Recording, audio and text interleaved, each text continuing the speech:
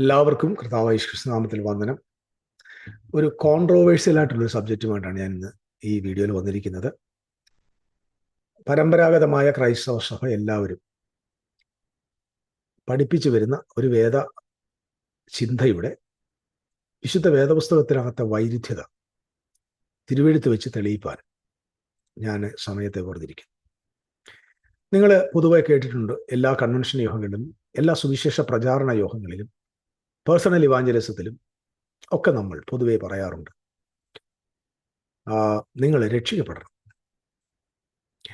അപ്പം അവർ തിരിച്ചു ചോദിക്കുക എവിടുന്നാന്ന് ചോദിച്ചാൽ പറയും മനുഷ്യർ പാപികളാണ്. അപ്പോൾ അവർ പറയാം ഞങ്ങൾ പാപികളൊന്നുമല്ല. അപ്പോൾ നമ്മളെല്ലാവരും പറയും ആദാമിൽ നിന്ന് പിറന്നവരെല്ലാം പാപികളാണ്. ഇവിടെ ഈ ഒരൊറ്റ വാക്യം കൊണ്ട്, ഈ ഒരു പ്രസ്താവന കൊണ്ട് നമ്മൾ പൊതുവെ മനുഷ്യകുലത്തെ എല്ലാം പാപികളാക്കും. കാരണം നമ്മുടെ സുവിശേഷം പാപികൾക്ക് വേണ്ടിയുള്ള ഒരു സുവിശേഷമാണ്. അതുകൊണ്ട് മനുഷ്യരെ നമ്മൾ പാപികളാക്കിയില്ലെങ്കിൽ നമ്മുടെ സുവിശേഷത്തിന് പ്രസംഗിക്കാൻ പറ്റാത്തൊരു സാഹചര്യമായിപ്പോൾ.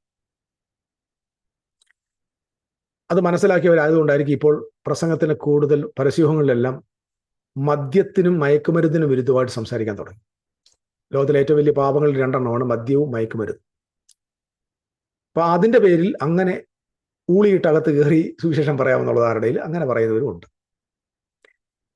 മറ്റൊരു പ്രധാന പ്രഖ്യാപനം എന്ന് പറഞ്ഞാൽ മനുഷ്യർ കുലത്തിൽ പിറന്നു വീണ മുഴുവൻ മനുഷ്യനും പാപികളാണ് എന്നൊരു പഠനം.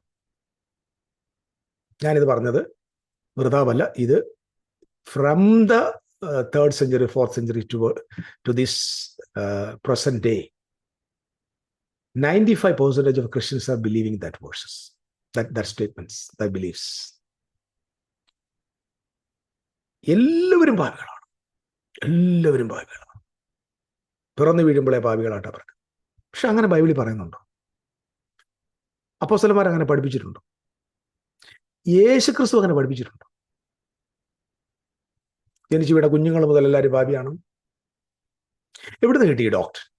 അതിന്റെ ചരിത്രത്തിലേക്ക് ഞാൻ പോകുന്നില്ല. വേദശാസ്ത്രം പഠിച്ചവർക്കും സഭാചരിത്രം പഠിക്കുന്നവർക്കും നന്നായിട്ട് അറിയാം, ഇത് ആദിമസഭയുടെ പഠനമല്ല, യേശുക്രിസ്തുവിന്റെ പഠനമല്ല, അപ്പോസ്തലിക ഉപദേശങ്ങളുടെ ഭാഗമല്ല. എന്തിന്? പഴയ നിയമത്തിലെ പ്രവാചകന്മാരോ പുരോഹിതന്മാരോ ശ്രേഷ്ഠന്മാരായ വേദ അധ്യാപകന്മാരാരും തന്നെ ഈ വിഷയത്തെ സംബന്ധിച്ച് പഠിപ്പിച്ചിട്ടില്ല. പിന്നെ ഇത് എങ്ങനെ വന്നു എന്ന് ചോദിച്ചാൽ, ഇത് അഗസ്റ്റിൻ ദ ഹിപ്പോയിലെ അഗസ്റ്റിൻ എന്ന ഒരു സഭാപിതാവ്, എനിക്ക് തോന്നുന്നു AD 300 മുതൽ 400 ആ കാലഘട്ടങ്ങളിൽ ജീവിച്ചിരുന്ന ഈ അഗസ്റ്റിൻ, അദ്ദേഹത്തിന്റെ തിയോളജിക്കൽ പഠനത്തിന്റെ ഭാഗമായി ക്രിസ്തീയ സഭയിലേക്ക് കടന്നു വന്ന പ്രബലമായ ഉപദേശങ്ങളിൽ ഒന്നാണ് ഒറിജിനൽ സിൻ, ജന്മപാപം എന്ന് വേണമെങ്കിൽ മറുവാക്കിൽ പറയാം. ഈ ഒറിജിനൽ സിൻ എന്ന് പറയുന്നത് മനുഷ്യരിൽ എല്ലാവരിലും ഉണ്ടെന്നും അതുകൊണ്ട് എല്ലാ മനുഷ്യനും പാപികളാണെന്നുമാണ്. ഞാനിത് പറഞ്ഞതിനകത്ത് ഒരു തെറ്റുമില്ല. എല്ലാവരും ഈ എന്നെ കേട്ടുകൊണ്ട്, ഒരുപക്ഷെ ഇത് കേൾക്കുന്ന ഏവരും ഈ പ്രസ്താവനകൾ കേട്ടിട്ടുള്ളതാണ്, ഞാൻ പ്രസംഗിച്ചിട്ടുള്ളതാണ്, അതിൽ ഞാൻ അനുദപിക്കുന്നു. ഞാനിപ്പോൾ മാനസാന്തരപ്പെട്ടുകൊണ്ടിരിക്കുക, ഒരുപാട് വിഷയങ്ങൾ മാനസാന്തരപ്പെട്ടു. കാരണം ഞാൻ പലതും പറഞ്ഞതെല്ലാം തെറ്റാണല്ലോ എന്ന അനുതാപവും മാനസാന്തരവും എൻ്റെ ജീവിതത്തിലുണ്ട്. കാരണം തിരുവെഴുത്തുകളാണ് നമ്മളെ അങ്ങനെ മാറ്റുന്നത്. ഈ വിശുദ്ധ തിരുവെഴുത്തില് നമ്മൾ ചില വാക്യങ്ങൾ അതിന് പരിശോധനയ്ക്കായിട്ട് വിധേയമാക്കുവാനായിട്ട് ആഗ്രഹിക്കുക. അതായത് മനുഷ്യന് പാപമുണ്ട്, എല്ലാവരും പാപികളാണെന്ന് എടുക്കുന്ന ആദ്യത്തെ വാക്യം, ചില 1-2 വാക്യങ്ങൾ എടുക്കും, അതിനോട് വിശദീകരണം തരാം. ആദ്യത്തെ വാക്യം റോമാലേഖനം 5-ാം അധ്യായത്തിന്റെ 12-ാം വാക്യം. അതുകൊണ്ട് ഏക മനുഷ്യന പാപവും പാപത്താൽ മരണവും ലോകത്തിൽ കടന്നു, ഇങ്ങനെ എല്ലാവരും പാപം ചെയ്യുകയാൽ മരണം സകല മനുഷ്യരിലും പരന്നിരിക്കുന്നു. വാക്യത്തെ ശ്രദ്ധിച്ചേ. ഏക മനുഷ്യന്റെ പാപവും പാപത്താൽ മരണവും ലോകത്തിൽ കടന്നു. ഏക മനുഷ്യനാരാ? ആദം എന്ന മനുഷ്യനിലൂടെ പാപത്താൽ മരണവും. അപ്പൊ ലോകത്തിലേക്ക് എന്താ കടന്നത്? പാപമല്ല, മരണം കടന്നു. What is that? Death. That is covenantal death. It's not a spiritual, it's not a physical death. It's not a spiritual death. It's a covenantal death. Covenantal death means separated from the covenant. That is death. ചില ആളുകൾ പറയാറുണ്ട്, മനുഷ്യൻ പാപം ചെയ്തില്ലായിരുന്നു എങ്കിൽ physically അവൻ ഒരിക്കലും മരിക്കത്തില്ലായിരുന്നു. അങ്ങനെ പഠിപ്പിക്കുന്നുണ്ട്. അവന്റെ ഫിസിക്കൽ ഡെത്തിന് കാരണമായത് അവൻ പാപം ചെയ്തുകൊണ്ടാണ്. അല്ല. അങ്ങനെയെങ്കിൽ പശു, ആട്, മാട്, കാള, കഴുതകൾ, ഈ കാണുന്ന വന്യമൃഗങ്ങൾ, പക്ഷികളെല്ലാം തന്നെ കുറേ സമയം കഴിയുമ്പോൾ അവർ മരിക്കുന്നുണ്ട്, അവർ ചത്തുപോകുന്നുണ്ട്. അവർ പാപം ചെയ്തിട്ടാണ്. വേണമെങ്കിൽ ഇപ്പോൾ വേണമെങ്കിൽ പറയും അത് ആദാമിന്റെ പാപത്തിന്റെ എഫക്റ്റാന്ന് പറയും. അങ്ങനൊന്നും ബൈബിളിൽ പഠിപ്പിക്കുന്നില്ല. ഇതൊക്കെ നമ്മൾ ഉണ്ടാക്കി വെച്ചേക്കുന്ന theology. Physical death is not the reason for sin. It's not the cause of sin. Physical death is natural. But the death of Adam, ആദാമിന് ദൈവം കൊടുത്ത ആദ്യത്തെ മരണം എന്ന് പറയുന്നത്, നീ തിന്നുന്ന നാളിൽ മരിക്കും എന്ന് പറഞ്ഞു, നിന്റെ നാളിൽ മരിക്കും എന്നത് ഇസ് നോട്ട് ഫിസിക്കൽ ഡെത്ത്. പിന്നെ സ്പിരിച്വൽ ഡെത്ത് എന്നൊരു കാര്യം ബൈബിളിൽ ഇല്ലാത്തതുകൊണ്ട് ഞാൻ ആ പദം പറയുന്നില്ല. കാരണം ഇല്ലാത്ത കാര്യം പറഞ്ഞ് നമുക്ക് സ്ഥാപിക്കേണ്ട ആവശ്യമില്ല. ഇവിടെ മനസ്സിലാകേണ്ട ഒരു കാര്യം, ദൈവം അവനെ ഏദൻ തോട്ടത്തിലാക്കി, തോട്ടത്തെ കാക്കുവാൻ, വേല ചെയ്യുവാൻ. ആ വാക്കിന് ഞാൻ മുമ്പ് പറഞ്ഞിട്ടുണ്ട്. It is Abad and Shama, means serve God and keep his mission അല്ലെങ്കിൽ മിനിസ്ട്രി. ദൈവത്തിന്റെ വാക്കുകൾ കാക്കുക, അവന് സേവ് ചെയ്യുക. That is A ministry of the priest. എപ്പോഴാണോ അവൻ നന്മതിന്മകളെ കുറിച്ചുള്ള അറിവിന്റെ വൃക്ഷഫലം തിന്ന നാളിൽ അവൻ മരിച്ചു. That means he was out of that covenant, came out. God has him out of his covenant. That is death. Can you follow me? അതായത് എപ്പോഴാണ് അവർ പാപം ചെയ്ത ദാറ്റ് മൊമെന്റ് ഗോഡ് അവനെ കവനന്റിൽ നിന്ന് പുറത്താക്കി. കവനന്റ് പുറത്താക്കി എന്ന് പറഞ്ഞാൽ കവനന്റിൽ നിന്ന് പുറത്താക്കി എന്ന് പോലും പറയാൻ പറ്റത്തില്ല. അവനെ ആക്കിയിരുന്ന ഏദനിൽ നിന്ന് പുറത്താക്കി. Out of the garden. ഗാർഡന്റെ ഔട്ടാണ് ഡെത്ത്. നമ്മളിത് ഞാൻ വെറുതെ പറയുന്നതല്ല. This is a picture of the old covenant. All through the history of the old covenant people.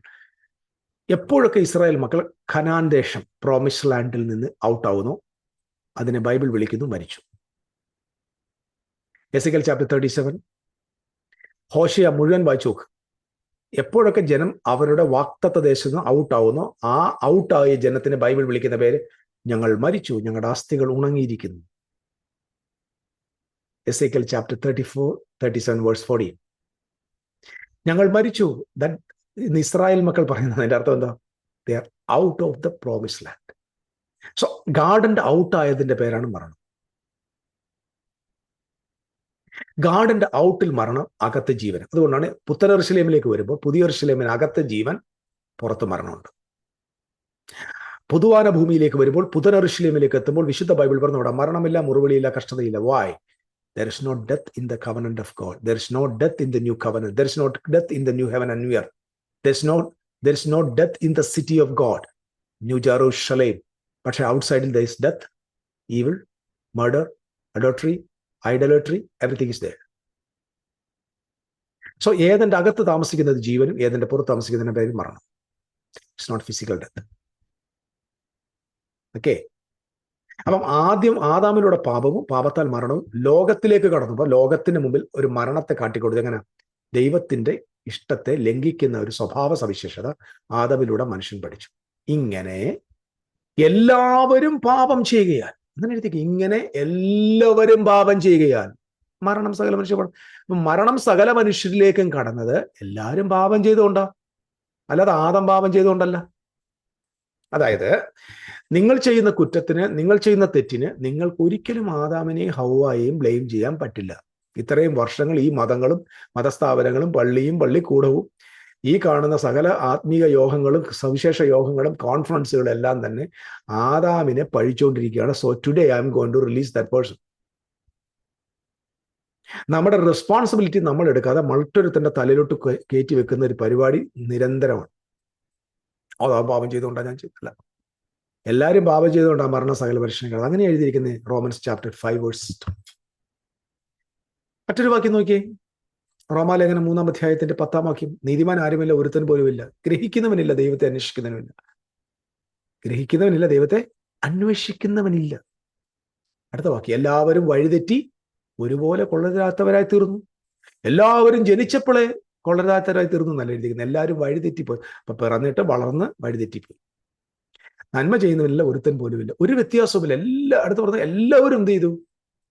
വഴിതെറ്റിപ്പോയി. വഴിതെറ്റി കൊള്ളരുതാത്തവരായി തീർന്നു. എൻ്റെ അർത്ഥം കൊള്ളരുതാത്തവരായിട്ടല്ല ജനിച്ചത്, വഴിതെറ്റി കൊള്ളരുതാത്തവരായി തീർന്നെന്ന് എഴുതിയേക്കുന്നത്. 3-ാം അധ്യായത്തിന് 23-ാമത്തെ വാക്യം നോക്കി, ഒരു വ്യത്യാസവും ഇല്ല, എല്ലാവരും പാപം ചെയ്ത് ദൈവ തേജസ് ഇല്ലാത്തവരായി തീർന്നു. അങ്ങനെയല്ലേ എഴുതിയേക്കുന്നത്? എല്ലാവരും ആദാമിൽ പിറന്നതിനാൽ തേജസ് ഇല്ലാത്തവരായി പിറന്നു എന്നല്ല എഴുതിയിരിക്കുന്നത്, എല്ലാവരും പാപം ചെയ്ത് ദൈവ തേജസ് ഇല്ലാത്തവരായി തീർന്നു. അപ്പൊ ദൈവ തേജസ് ഇല്ലാതായത് പാപം ചെയ്തവരുടെ മേലാണ്. അവന്റെ കൃപയാൽ യേശു ക്രിസ്തുവിന്റെ വീണ്ടെടുപ്പ് സൗജന്യമായിട്ട് അത്ര നമ്മൾ നീതീകരിക്കപ്പെട്ടത് സൗജന്യമായിട്ടാണ്. ഫ്രീ ആയിട്ട് നമുക്ക് എന്ത് കിട്ടി? നീതി കിട്ടി, ജീവൻ കിട്ടി, ജീവകാരണമായ നീതീകരണം കിട്ടി.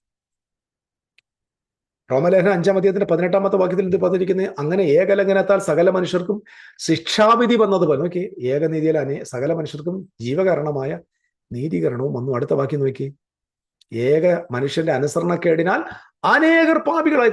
ഈ വാക്യം വരുന്നുണ്ട്, ഏക മനുഷ്യന്റെ അനുസരണക്കേടിനാൽ അനേകർ പാപി എന്ന് പറയുമ്പോൾ എല്ലാവരും പാപി എന്ന് പ്രസംഗിക്കുന്നു. അല്ല, എല്ലാവരും പാപിയായി തീർന്നല്ല, അനേകർ പാപിയായി തീർന്നു. ഏക മനുഷ്യന്റെ അനുസരണക്കേടിനാൽ അനേകർ എന്ന് പറഞ്ഞാൽ മെനി, നോട്ട് ഓൾ. അർത്ഥം എന്താ?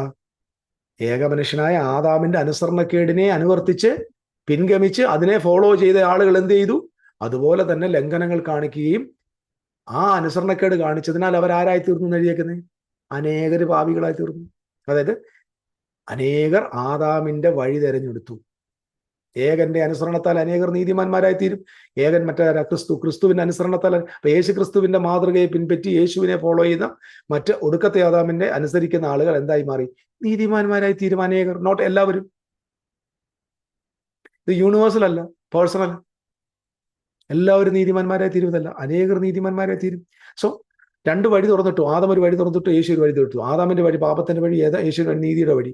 ആ മാതൃക പിൻപറ്റിയവർ മരണത്തിനും പാപത്തിനും അധീനരായി തീർന്നു. യേശുവിന്റെ വഴി പിന്തുടർന്നവർ എന്തായി? നിത്യജീവനും നീതീകരണത്തിനും ഹേതുവായി മാറി, അല്ലെങ്കിൽ അതിനെ പ്രാപിപ്പാനുള്ള യോഗ്യരായി മാറി എന്ന് നമ്മൾ കാണും.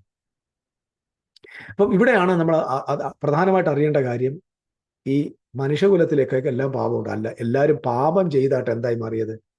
കൊള്ളാത്തവരായി മാറിയതും തേജസ് ഇല്ലാത്തവരായി മാറിയതും കൃത്യമായിട്ട് നമ്മൾ മനസ്സിലാക്കും. ഒരുപാട് വാക്യങ്ങളുണ്ട്. ഏശാവും യാക്കോബിനെയും തെരഞ്ഞെടുക്കുമ്പോഴും, അയ്യോ ഏശാവ് കൊച്ചിലെ മുതൽ അങ്ങ് പാപിയായിരുന്നു, യാക്കോബ് ജനിച്ചപ്പോൾ മുതൽ. അങ്ങനെയല്ല. അങ്ങനെയാണെങ്കിൽ ആദാമിൽ ജനിച്ച യാക്കോബും ഏശാവെല്ലാം ഒരുപോലെ പാപിയായിട്ടല്ലേ പിറക്കട്ടെ? കായന്റെ സ്വഭാവം തന്നെ ഹാബേലിനും വരട്ടെ. എന്തുകൊണ്ടാ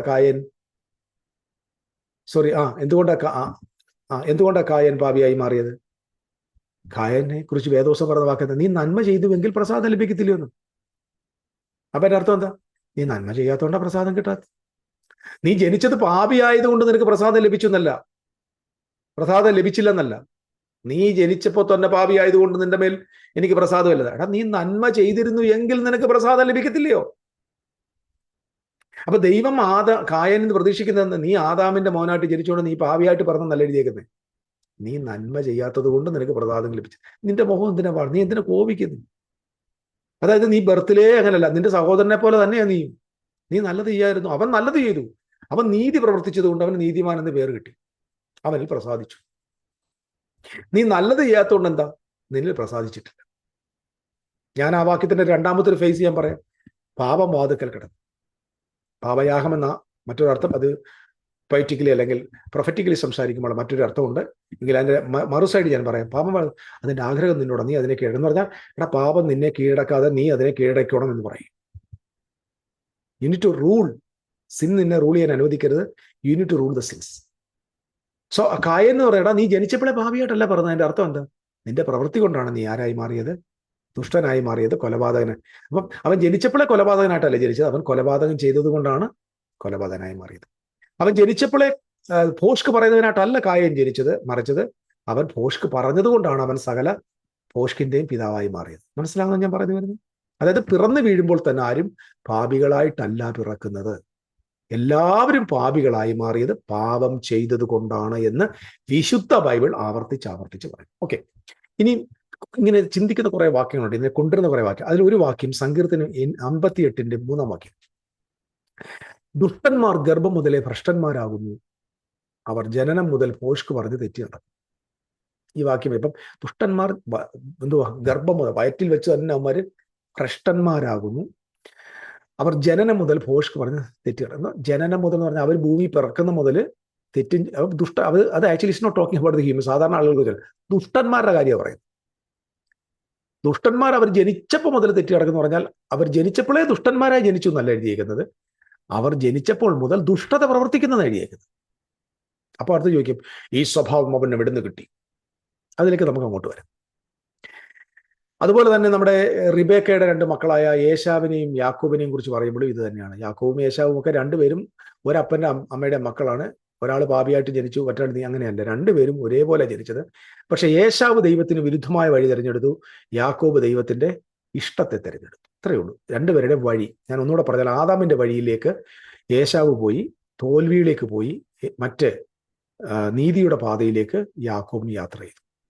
ഇപ്പൊ ഇവർ രണ്ടുപേരുടെയും ജീവിതത്തിൽ തെറ്റുകളുണ്ട്. യാക്കോബിന്റെ ജീവിതത്തിൽ ഒത്തിരി തെറ്റുണ്ട്. ആ തെറ്റുകളൊന്നും അവന്റെ പിതാവിൽ നിന്ന് വന്നതല്ല, മറിച്ച് അവന്റെ പ്രവൃത്തിയിലൂടെ വന്നതാണ്. നിങ്ങൾ മറക്കരുത്, കർമ്മ പ്രവൃത്തിയാണ്. അതുപോലെ തന്നെ വേറൊരു വാക്യമുണ്ട്, 51 സങ്കീർത്തനം 5 വാക്യത്തിൽ, ഞാൻ അകൃത്യത്തിലുരുവായി പാപത്തിൽ എൻ്റെ അമ്മ എന്നെ, ഈ വാക്യമാണ് ഏറ്റവും, ഇതാ ഞാൻ അകൃത്യത്തിലുരുവായി പാപത്തിൽ എൻ്റെ അമ്മ എന്നെ ഗർഭം ധരിച്ചു. പാപത്തിൽ എൻ്റെ അമ്മ എന്നെ ഗർഭം ധരിച്ചെന്ന് എഴുതിയിരിക്കുന്നത്. Is talking about the conceiving programme, അല്ലെങ്കിൽ ആ കൺസെപ്ഷനിലാണ് സിൻ, ബർത്തിലല്ല. അതായത് പാപിയായി എൻ്റെ അമ്മ എന്നെ ജനിപ്പിച്ചു എന്നല്ല എഴുതിയിരിക്കുന്നത്, പാപത്തിൽ എൻ്റെ അമ്മ എന്നെ ഗർഭം ധരിച്ചത് എഴുതിയിരിക്കുന്നത്. That doesn't mean that David born as a sinner എന്നല്ല. അവന്റെ അമ്മ ഗർഭം ധരിച്ചത് പാപത്തിലാണെന്ന് എഴുതിയിരിക്കുന്നു. അതിന്റെ അർത്ഥം അവൻ ജനിച്ചത് പാപിയായിട്ടെന്നല്ല. നമ്മൾ വായ ദിവസത്തെ ആവശ്യമില്ലാതെ നമ്മുടെ തിയോളജിക്ക് വേണ്ടി വ്യാഖ്യാനിച്ച് വളച്ചൊടിക്കുന്നതിന്റെ ഒരു വലിയ പ്രശ്നമാണിത്. 51 സങ്കീർത്തനം 5 വാക്യം ഒരിക്കലും ആ ദാവീദ് പാപിയായിട്ട് പിറന്നു എന്നല്ല. ദാവീദ് ഒരു പാപം ചെയ്തപ്പോൾ അവൻ ആരായി മാറി? പാപിയായി. ദാവീദ് ഒരു കൊലപാതകം ചെയ്തപ്പോൾ അവൻ എന്തായി മാറി? കൊലപാതകനായി. ദാവീദ് ഒരു റേപ്പ് ചെയ്തപ്പോൾ അവൻ എന്തായി മാറി? റേപ്പിസ്റ്റായി. അവൻ ജനിച്ചപ്പോഴേ റേപ്പിസ്റ്റ് അല്ല, ജനിച്ചപ്പോഴേ മർഡറർ അല്ല. അവന്റെ പ്രവൃത്തിയാണ് അവനെ ആരാക്കി മാറ്റിയത്? ആ സിന്നറാക്കി മാറ്റിയത്. നിങ്ങളിത് മറക്കരുത്. കാരണം പാപം എന്ന് പറഞ്ഞാൽ എന്താ?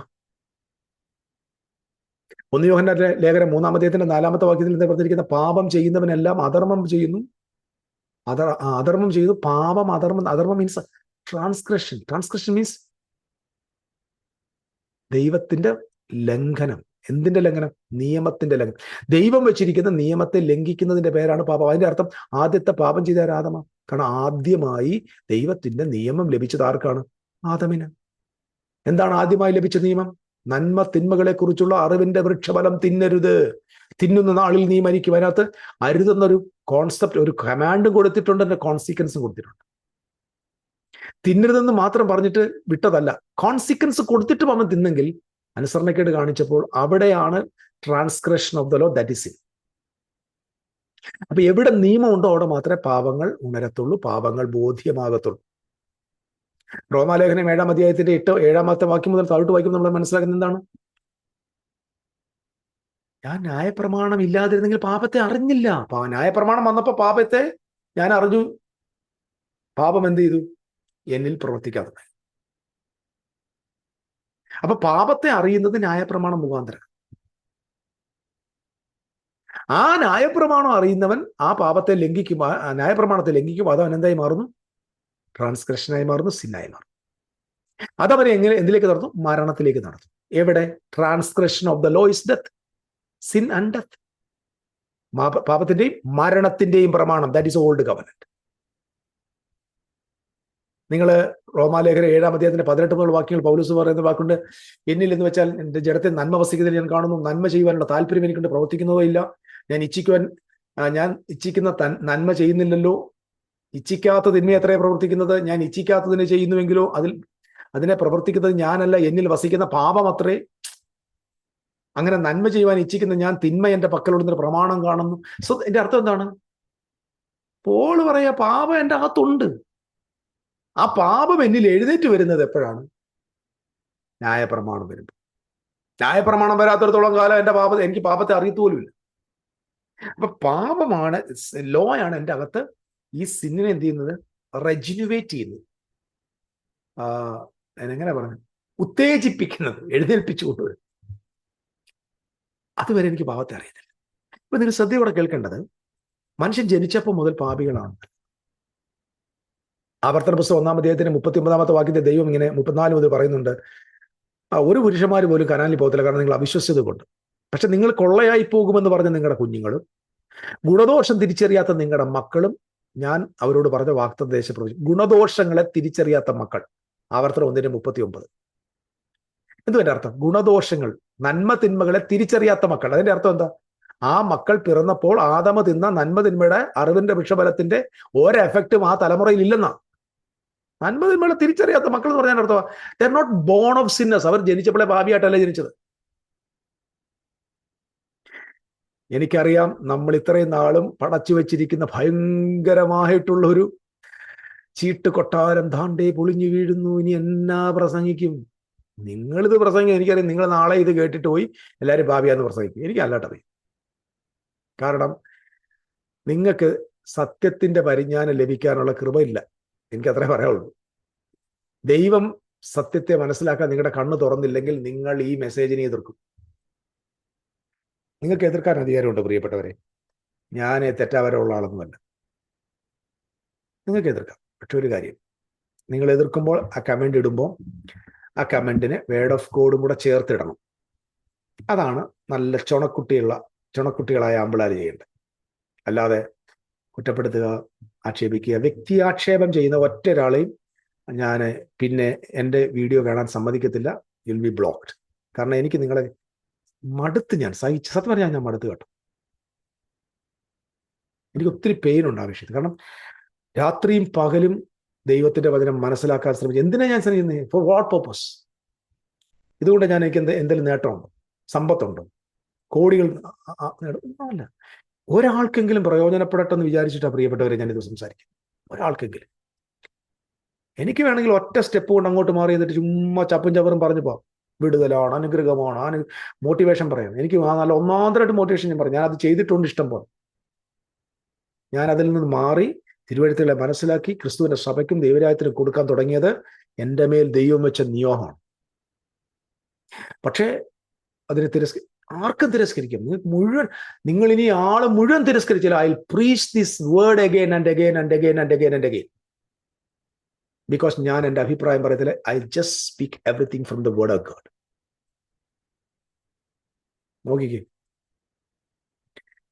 അപ്പൊ നമ്മളെല്ലാവരും പാപികളായിട്ടാണ് പിറന്നത്. ഒരാളും പാപിയായിട്ടല്ല പിറക്കുന്നത്. അങ്ങനെയാണെങ്കിൽ മത്തായിയുടെ സുവിശേഷം 18-ാം അധ്യായത്തിൽ കർത്താവായ യേശു ക്രിസ്തു പറഞ്ഞൊരു വാചകമുണ്ട്, ശിശുക്കളെ എൻ്റെ അടുക്കൽ വരുവാൻ വിടുക, അവരെ തടുക്കരുത്, സ്വർഗരാജ്യം ഇങ്ങനെ ഉള്ളവരുടേതല്ലോ.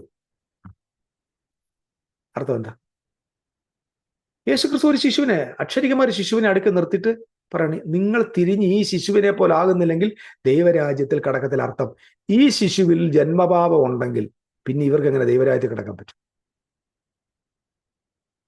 എടോ, ഇത് ഞാനല്ല, യേശു കർത്താപ്പച്ചനാ പറഞ്ഞത്. കർത്താവ് ബോധമുള്ള ആളല്ലേ. ഈ കുഞ്ഞ് ജനിച്ചപ്പോൾ മുതൽ ആദാമ്യ പാപത്തിൽ തുടരുന്ന കുട്ടിയാണെങ്കിൽ നിങ്ങൾ തിരിഞ്ഞ് ഈ കുട്ടിയെ പോലെ ആയിക്കഴിഞ്ഞാൽ ദൈവരാജ്യത്തിൽ പ്രവേശിക്കാൻ പറ്റുമോ? എന്താ അത് യേശു സൂചിപ്പിക്കാഞ്ഞേ? നിങ്ങൾ തിരിഞ്ഞ് ശിശുക്കളെ പോലാകണം. ശിശുക്കൾ ആരാണ്? ഇന്നസെൻസ്. എപ്പോഴും വേണം എല്ലാ കുഞ്ഞുങ്ങളും, അത് മുസ്ലിമിന്റെ കുഞ്ഞായാലും ഹിന്ദുവിന്റെ കുഞ്ഞായാലും നിരീശ്വരവാദിയുടെ കുഞ്ഞായാലും ഇനി വനാന്തരത്തിൽ താമസിക്കുന്ന ആമസോണിൽ താമസിക്കുന്നവരുടെ കുഞ്ഞാണെങ്കിൽ ഏത് മക്കളാണെങ്കിലും മക്കൾ ഇന്നസെൻസ് ആണ്. ഇന്നസെൻസ്. അവർ നിഷ്കളങ്കരാണ്. യേശു പറയാം, നിങ്ങൾ തിരിഞ്ഞ് ആരെ പോലാണ്? ശിശുക്കളെ പോലാകണം. യേശു പറഞ്ഞു, അങ്ങനൊന്നും പറയാൻ പറ്റത്തില്ല. ശിശു ജനിച്ചപ്പോൾ മുതൽ പാപിയായിട്ടാണ് ജനിച്ചത്, നീ മാനസാന്തരപ്പെട്ട് സ്നാനപ്പെട്ട് അഭിഷേകം പ്രാപിച്ചിട്ട് ഇങ്ങനെ അങ്ങനൊന്നും യേശു പറഞ്ഞിട്ടൊന്നുമില്ല. ഇതെല്ലാം നമ്മൾ ഈ തട്ടിക്കൂട്ട് പ്രസ്ഥാനം ഉണ്ടാക്കുന്ന കുറേ പ്രമാണങ്ങളുടെ ഭാഗം. ഞാൻ സ്നാനപ്പെടണ്ടെന്നുമല്ല പറഞ്ഞു. മനസ്സിലാവുന്നു? ശിശു നിഷ്കളങ്കനാണ്, innocence. They are not born sinner. There is no original sin. ശ്രദ്ധിക്കണം, there is no original sin. Sin is the commitment of the law. Where there is law, there is sin. There is no law, there is no sin. ഒരു ചോദ്യം ചോദിക്കും, എന്തുകൊണ്ടായിരിക്കും ദൈവം ആദാമിന് ഈ പഴം ഇവൻ തിന്നുമെന്ന് ദൈവത്തിന് അറിയാം? നന്മതിനുള്ള അറിവിന്റെ വൃക്ഷഫലവാൻ ഭക്ഷിക്കുന്ന ദൈവത്തിന് അറിയാം. അത് മുഖാന്തരം അവന് മരണം സംഭവിക്കുന്ന ദൈവത്തിന് അറിയാം. പക്ഷെ എന്തുകൊണ്ടാണ് അത് ചെയ്തത്? മനുഷ്യനാണെന്ന് അറിയണം. ആദ്യം മനുഷ്യനാണെന്നറിയണം. ദൈവമാണെന്നറിയണം. യേശുക്രിസ്തു എന്തുകൊണ്ട് പാപം ചെയ്തില്ല? യേശുക്രിസ്തു ദൈവമായതുകൊണ്ടാണ് പാപം ചെയ്യാൻ. മനുഷ്യൻ എന്തുകൊണ്ടാണ് പാപം ചെയ്യുന്നത്? മനുഷ്യനായതുകൊണ്ട്. അതായത് മനുഷ്യൻ എന്ന് പറയുന്ന ആ ക്രീച്ചറിന്റെ നാച്ചുറൽ ഹാബിറ്റാണ് പാപം, ഈവിൾ ചെയ്യുക, തിന്മ ചെയ്യുക. അല്ലാതെ ആദം ചെയ്തത് കൊണ്ട് വന്ന പരിണത ഫലം അല്ലിത്. അങ്ങനെ ബൈബിൾ പറയുന്നില്ല. അങ്ങനെ ഒരെണ്ണം ഉണ്ടെങ്കിൽ നിങ്ങൾ ആ വാക്യവുമായിട്ട് കമന്റ് ബോക്സിൽ വരിക. ഒത്തിരി പേർക്ക് ഇത് വിഷമം വരുത്തും. കാരണം എന്ന് പറയുമ്പോൾ നമ്മൾ എല്ലാവരെയും പാപിയാക്കി. ഏതാ കുറെ ഇതുപോലുള്ള കുറച്ച് വാക്യങ്ങളാണ്. എല്ലാവരും പാപികൾ, എല്ലാവരും പാപികളായി. എങ്ങനെ? പാപം ചെയ്ത് പാപിയായി. എല്ലാവരുടെ തേജസ് നഷ്ടപ്പെട്ടു. എങ്ങനെ? പാപം ചെയ്ത് തേജസ് നഷ്ടപ്പെട്ടു. അല്ലാതെ ആദമിലൂടെ നഷ്ടപ്പെട്ടതല്ല പ്രിയപ്പെട്ടവരെ. ഞാൻ എൻ്റെ വാക്കുകൾക്ക് വിരാമം ഇടാം. ഞാൻ നിങ്ങൾക്കൊരു ചിന്ത നിങ്ങളുടെ മനസ്സിലേക്ക് കൊണ്ടുവരിക. കത്തോലിക്ക സഭയിലൂടെ ആണ് ആദ്യമായിട്ട് ഈ ഒരു ഒറിജിനൽ സിൻ രംഗത്ത് വന്നത്. അത് മുഖാന്തരം കുറെ റിച്വൽസ് അവിടെ ഉണ്ടായിട്ടുണ്ട്. അത് നിരന്തരമായിട്ട് വരുന്നു. അതിൽ നിന്ന് പുറത്തു വന്ന പ്രൊട്ടസ്റ്റന്റ് സമൂഹത്തിന്റെ കയ്യിലും ഇതേ സാധനം കിട്ടി, ഇതേ ആയുധമുണ്ട്, ബ്രദറൻകാരുടെ ആയുധമുണ്ട്. Still today we all are preaching the same thing. പക്ഷെ the Bible says there is no such thing. Sin is the transgression of the law according to 1 John chapter 3 verse 4. If there is no law, there is no sin. അതുകൊണ്ടാണ് ആദമിൻ പാപം വന്നു. ആദമിന്റെ വെളിയിൽ മനുഷ്യരുണ്ട്, അവരുടെ പാപത്തെ കണക്കിടുന്നില്ല. ദൈവം അവരെ ഒത്തിരി തെറ്റ് ചെയ്യുന്നുണ്ട്. No, it's not counted. It's not the account of God. Only the people, those who are in the covenant of God under the law, their sin will be accounted. None of the others will be accounted. None of the evil of the people, those who are outside the covenant, will not be accounted. So don't forget that. There is no original. ഭൂമിയിൽ പിറന്നു വീഴുന്ന ഒരു കുഞ്ഞും പാപിയല്ല. പക്ഷെ നിർഭാഗ്യവശാൽ നമ്മുടെ കുഞ്ഞുങ്ങളെല്ലാം നമ്മുടെ പാസ്റ്റർമാരും ഉപദേശിമാരെല്ലാം കൂടെ ചേർത്ത് പാപിയാക്കി. ജനിച്ചപ്പോൾ നമ്മൾ പറയത്തില്ല, യോ അവൻ ജനിച്ചപ്പോൾ പാപിയെ പറഞ്ഞു. ചില കള്ളം പറയുന്നത് കൊണ്ട് അവൻ പാപിയാണ്. അവൻ പാപി ആയതുകൊണ്ടല്ല കള്ളം പറഞ്ഞത്, അവൻ കള്ളം പറഞ്ഞുകൊണ്ടാണ് പാപിയായി. അത് മനസ്സിലാക്കുക. അപ്പൊ നിങ്ങളോട് ചോദിക്കും, അതെന്തോ അങ്ങനെ? ഞാൻ ചോദിച്ചോട്ടെ, പുതിയ സൃഷ്ടികളല്ലേ നമ്മൾ? ക്രിസ്തുവിൽ പുതിയ സൃഷ്ടി. പിന്നെ എന്താണ് നമുക്ക് പാപം ചെയ്യാൻ പറ്റുന്നത്? It's A nature of human being.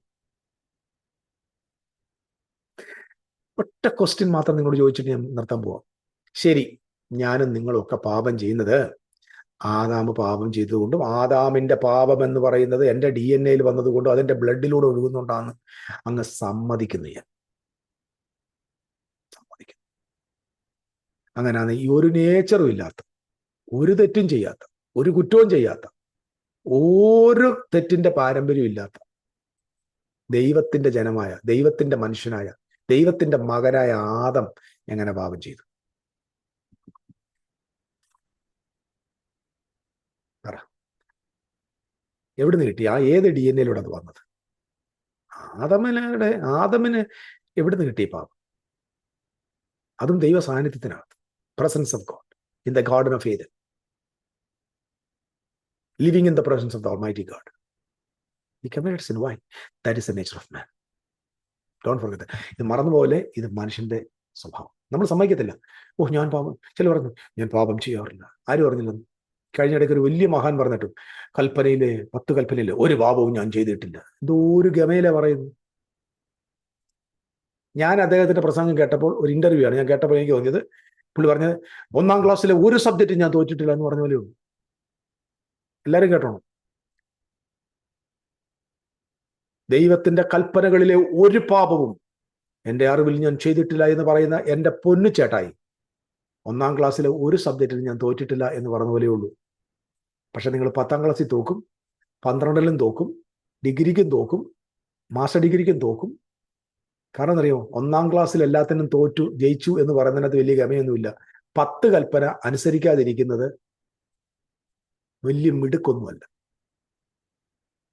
ഇത് കോമൺ ലോയാ. അതിന്റെ ഹയർ വേർഷൻ ഇവിടെ ഉണ്ട്. ഞാനല്ല തന്നെ ദൈവം നിനക്കുണ്ടാകരുത്. That's a basic one. അത് എന്ത് പറഞ്ഞേ, ഏറ്റവും ലോവസ്റ്റ് ലെവലുള്ള ലോയാ അത്. Higher law in the new covenant. മോഹിക്കരുത്,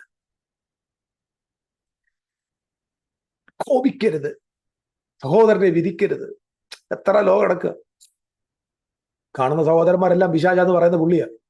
ഒരു പിശാച, ഒരു സാത്താന, ഒരു ഡിമനാന്നൊക്കെ പറയുന്ന പുള്ളികളാ. ഞാനൊരു പാപവും ചെയ്തിട്ട്. എൻ്റെ പ്രിയപ്പെട്ടവരെ, എല്ലാവരും പാപിയാണ്. നിങ്ങൾ പാപം ചെയ്തില്ല എന്ന് വെച്ചോണ്ട് നിങ്ങൾ വലിയ ആളെന്നല്ല എൻ്റെ അർത്ഥം. എല്ലാ മനുഷ്യരുടെ ജീവിതത്തിലും പാപത്തിന്റെ നേച്ചറുണ്ട്. അത് പുതു സൃഷ്ടിയിലുമുണ്ട്, പഴയ സൃഷ്ടിയിലുമുണ്ട്. That is a nature of human being. അതുകൊണ്ട് മാത്രമാണ് ദൈവം പുതിയ നിയമത്തിൽ പത്രോസിന്റെ ലേഖനത്തെ നമ്മൾ വായിക്കുന്ന എങ്ങനെയാ, നമുക്ക് എന്ത് കിട്ടി? അവന്റെ ദിവ്യ സ്വഭാവത്തോട് പങ്കാളികളാകുവാൻ കൃപ ലഭിച്ചു എന്ന് പറഞ്ഞാൽ നമ്മുടെ സ്വഭാവം ശരിയല്ല. നമ്മുടെ സ്വഭാവത്തെ മാറ്റാൻ പറ്റില്ല. No transformation. ചിലത് ക്യാരക്ടർ ഫോർമേഷന് പള്ളി വരേണ്ട ആവശ്യമില്ല. യോഗയ്ക്ക് പോകാം, മെഡിറ്റേഷന് പോകാം. ഹൈന്ദവ മതത്തിലും മറ്റെല്ലാ മതങ്ങളിലും ക്യാരക്ടർ ട്രാൻസ്ഫോർമേഷൻ ഉണ്ട് പ്രിയപ്പെട്ടവരെ. യേശു ക്രിസ്തുവിന്റെ മാർഗം ക്യാരക്ടർ ട്രാൻസ്ഫോർമേഷൻ ഒന്നുമില്ല. ക്യാരക്ടർ ശരിയാവണമെന്ന് അങ്ങനല്ല പ്രിയപ്പെട്ട. ഇത് മനസ്സിലാക്കണം. സ്വഭാവ ശുദ്ധീകരണമല്ല, സ്വഭാവ രൂപീകരണം, ലൈഫിന്റെ ട്രാൻസ്ഫോർമേഷനാണ് കർത്താവ് പറയുന്നത്. സ്വഭാവം മാറ്റുകയല്ല, ജീവിതത്തെ മാറ്റുക. പാപത്തിന്റെ നേച്ചർ മാറ്റാൻ ശ്രമിച്ചില്ല. കർത്താവ് ഒരു കാര്യം ചെയ്യും, ആ പാപത്തിന്റെ നേച്ചറോട് ചേർത്ത് you be a partaker of the divine nature. ദൈവത്തിന്റെ ഡിവൈൻ നേച്ചറുമായിട്ട് എന്ത് ചെയ്യണം? പാർട്ടേക്ക് ചെയ്യണം. അങ്ങനെ ചെയ്യുമ്പോൾ കുറേ കഴിയുമ്പോൾ എന്ത് ചെയ്യും? നിങ്ങളുടെ അകത്ത് എന്തുണ്ടാകും? The divine nature is going to become a ruler. It's going to reign over you. The Holy Spirit will help you to live a perfect life in Christ Jesus. അത് അപ്പം ഞാനൊരു ഉദാഹരണം ഒറ്റ വാക്കൂടെ പറഞ്ഞു നിർത്താം. എനിക്ക് പാപം ചെയ്യാൻ പറ്റും. മോഷ്ടിക്കാൻ പറ്റും. മദ്യപിക്കാൻ പറ്റും. റേപ്പ് ചെയ്യാൻ പറ്റും. കൊലപാതകം ചെയ്യാൻ പറ്റും. ബാങ്ക് കൊള്ളടിക്കാൻ പറ്റും. As a man of God can? Yes, I can. യേശുവിന് പറ്റും. യോ എന്നോട് വഴക്കുണ്ടാക്കാൻ.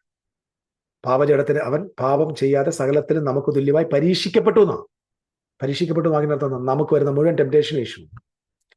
ചെയ്യാൻ പറ്റും. ചാടാൻ പറ്റും. കല്ലിനെ അപ്പമാക്കാൻ പറ്റും. പക്ഷെ ചെയ്തില്ല. പാപമൊഴികെ എന്ന് പറഞ്ഞാൽ അതിനകത്ത് എഴുതിയേക്കുന്നത് ഇങ്ങനെയാണ്: എല്ലാറ്റിലും പരീക്ഷിക്കപ്പെട്ടു, പക്ഷെ പാപം ചെയ്തില്ല താനും. അതിന്റെ അർത്ഥം എന്താ? ചെയ്തില്ല താനും എന്നാ. ചെയ്യാൻ പറ്റിയില്ലെന്നല്ല എഴുതിയത്, ചെയ്തില്ല താനും. ഇത് വല്ലാത്തൊരു കോൺട്രവേഴ്സ്യൽ ആട്ടോ. ഇതിപ്പോ ഇതൊക്കെ മാത്രം മുറിച്ചെടുക്കും. യേശുവിന് പാപം ചെയ്യാൻ പറ്റുമെന്ന് പറഞ്ഞു. എൻ്റെ പൊന്നു സഹോദര, യേശു മനുഷ്യ ശരീരത്തിൽ ആ ഭൂമിയിലേക്ക് വന്നു, പാപജടത്തിന്റെ സാദൃശ്യത്തിൽ വന്നു. എന്നിട്ട് പാപം ചെയ്യാതെ ജീവിച്ചു. ഒരു പാപവും ചെയ്യാതെ ജീവിച്ചതിന്റെ അർത്ഥം എന്താ? Is God. നമുക്ക് പാപം ചെയ്യാതെ ജീവിക്കാൻ പറ്റത്തില്ല. നമ്മുടെ നേച്ചറിന്റെ ഭാഗമാണിത്. നമ്മുടെ അവയവങ്ങൾക്കകത്ത് അത് ധാരാളമായിട്ടുണ്ട്. But we can live and overcome by the help of the holy spirit. ഞാൻ ആ ഭാഗം നിർത്തുന്നു. ഒറ്റ വാക്ക് പറഞ്ഞു. നമ്മുടെ കുഞ്ഞുങ്ങൾ നമ്മുടെ വീട്ടിൽ പിറന്നു വീണ ഒരു കുഞ്ഞും പാപിയായിട്ടല്ല. നിങ്ങളുടെ കണ്ണിലുള്ള ആ ചിത്രം മാറ്റുക. ഒരു കുഞ്ഞും, നിങ്ങളുടെ വീടിന് അയൽവക്കെ താമസിക്കുന്ന കുഞ്ഞ്, ഹിന്ദുവിന്റെ മകൻ, ആ മുസ്ലിമിന്റെ മകൻ, they are all the childrens. They are innocents. They are not born sinners. There is no such sinners in the world. Everyone, those who commit sin, they are transgressing the law. They are sinners. Don't forget that. This is a true word. Follow it. It will change your life forever and ever. May the Lord richly bless you all. Thank you.